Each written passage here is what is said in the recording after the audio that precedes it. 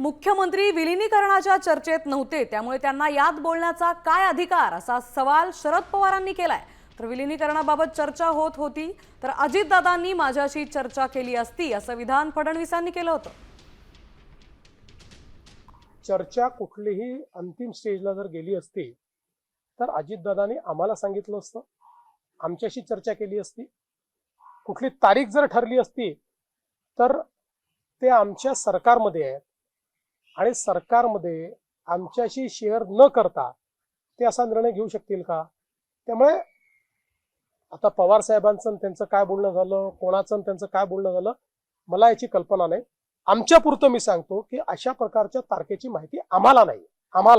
मुख्यमंत्र्यांनी त्यामध्ये उडी घेतली, म्हणले जर विलीनीकरणाचा मुद्दा असता तर अजितदादांनी मला या संदर्भात कल्पना दिली असती, आणि जर विलीनीकरणाचा मुद्दा होता तर पवार साहेब एनडीए सोबत येणार होते का?